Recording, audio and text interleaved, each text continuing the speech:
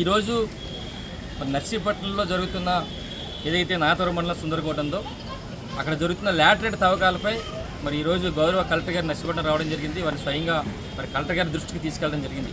అయితే ముఖ్యంగా చెప్పాల్సింది ఏంటంటే ఈరోజు జరుగుతున్న తవ్వకాలు గత 4 రోజుల నుంచి జరుగుతున్న తవ్వకాలు మరి ప్రభుత్వ అనుమతులతో జరుగుతున్నాయా లేదు కోర్టు ఆదేశం మీద జరుగుతున్నాయని చెప్పి గౌరవ కలెక్టర్ గారిని అడగడం జరిగింది. దాని మీద వెంటనే వాళ్ళు ఎక్నాలజ్మెంట్ కూడా ఇచ్చి దాని మీద సమాధానం కూడా చెప్తారని చెప్పడం జరుగుతుంది. అయితే ఒక్క విషయం చెప్పాలి, నిజంగా ఈరోజు గత 4 రోజుల నుంచి జరుగుతున్న తవ్వకాలు ఏదైతే లాటరైట్ అనే బాక్సైట్ తవ్వకాలు జరుగుతున్నాయి. ఎందుకంటే గతంలోనే అన్నారు, గతంలో తెలుగుదేశం పార్టీ నాయకులందరూ కూడా ఇది లాటరైట్ కాదు బాక్సైట్ పట్టుకెళ్ళిపోతున్నారని చెప్పి అన్నారు.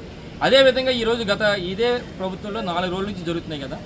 ఈ 4 రోజుల నుంచి జరుగుతున్న ఈ తవ్వకాలు అసలు నిజంగా ప్రభుత్వ అనుమతులు ఉన్నాయా లేదంటున్నారు. ప్రభుత్వ ఆదేశాల మేరకు ఇస్తే ఒకటే అడుగుతున్నా ఈరోజు ఈ ప్రభుత్వాన్ని, గతంలోనే మీరే ఇది లాటరైట్ కాదు బాక్సైట్ కొన్ని వేల కోట్ల రూపాయలు దోపిడీ జరుగుతుందని చెప్పి అన్నది మీరే.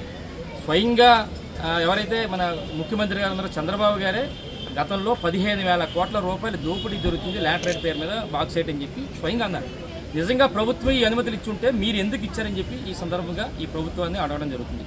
లేదు కోర్టు పరంగా ఆర్డర్ వచ్చిందంటే కొన్ని సూచనలు ఇప్పుడే చెప్పాం. ఎందుకంటే నిజంగా కోర్టు పరంగా వచ్చిందంటే దాన్ని ఎవరు ఏం చేయలేము కనుక కోర్టు దాన్ని గౌరవించాలి కనుక నిజంగా అలా జరిగితే మరి దానిపై చాలా అక్రమంగా జరుగుతుంది కనుక దాన్ని మరి కలెక్టర్ గారి దృష్టికి తీసుకెళ్ళడం జరిగింది. అందులో ముఖ్యంగా చెప్పాల్సింది ఏంటంటే ఈరోజు అక్కడ సుమారుగా ఇదంతా కూడా అక్కడ ఆల్రెడీ మన గత 4 రోజుల నుంచి కూడా ఈ కార్యక్రమం జరుగుతుంది. ఇదంతా కూడా అక్కడ ఇవన్నీ కూడా అక్కడ జరుగుతున్నాయి ఇవన్నీ కూడా.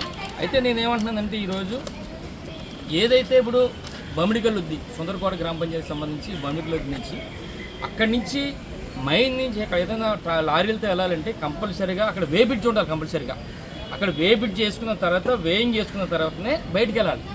ఏదైతే అక్కడ గని ఉందో అక్కడ క్వారీ ఉందో మైన్స్ దగ్గర.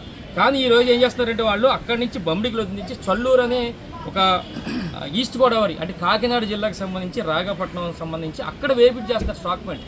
అంటే ఇది చాలా నేరం ఇది. ఎందుకంటే ఎక్కడైతే స్టాక్ ఉందో ఎక్కడైతే గని తీస్తున్నారో అక్కడి నుంచే వే బ్రిడ్జ్తో వెళ్ళాలి, వీళ్ళందరూ కూడా వేయింగ్ చేసుకుని వెళ్ళాలి. కానీ వీళ్ళు పక్క జిల్లాకి వెళ్ళి అక్కడ చేస్తున్నారు, ఇది నేరం అని చెప్పి ఈరోజు మరి కలెక్టర్ గారు చెప్పడం జరిగింది. అలాగే రాయల్టీ విషయంలో కూడా రోజుకి సుమారుగా 5,000 టన్నులు మరి చేస్తున్నప్పుడు కూడా కేవలం 1000 టన్నులే మరి రాయల్టీ చెల్లిస్తుందని చెప్పి చెప్పడం జరుగుతుంది. కాబట్టి అంటే సుమారుగా 4,000 టన్నులు మరి రాయల్టీ దుర్వినియోగం అవుతుందని చెప్పి రోజుకి మరి ఈ సందర్భంగా మీ ద్వారా తెలియపరచడం జరుగుతుంది. అలాగే ముఖ్యంగా ఇవన్నీ కూడా చాలా అంశాలు ఉన్నాయి, ఇవన్నీ కూడా మేము ఇచ్చాం గౌరవ కలెక్టర్ గారికి అన్నీ కూడా చెప్పాలి.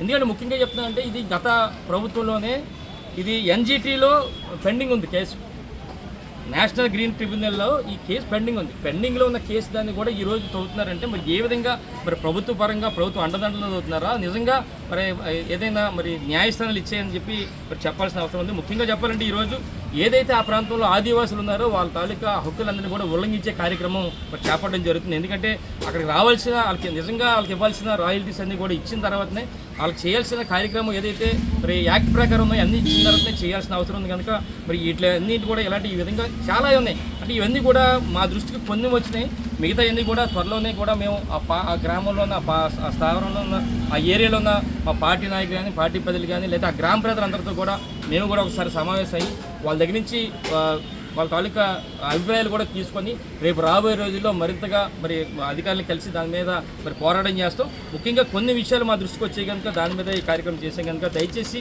మరి ఇప్పుడు మన గౌరవ కలెక్టర్ గారిని కోరేది అంటే ఏదైతే అక్రమంగా అక్కడ జరుగుతుందో నిబంధనలు పాటించుకుంటూ చేస్తున్నారో దాన్ని వెంటనే మైనింగ్ని ఆపాలని చెప్పి మీ ద్వారా తెలియపరచడం జరుగుతుంది. గౌరవ కలెక్టర్ గారిని కూడా కోరాం, మరి తొందరలోనే దీనిపై విచారణ జరిపి చేస్తానని చెప్పి మాట ఇవ్వడం జరిగింది.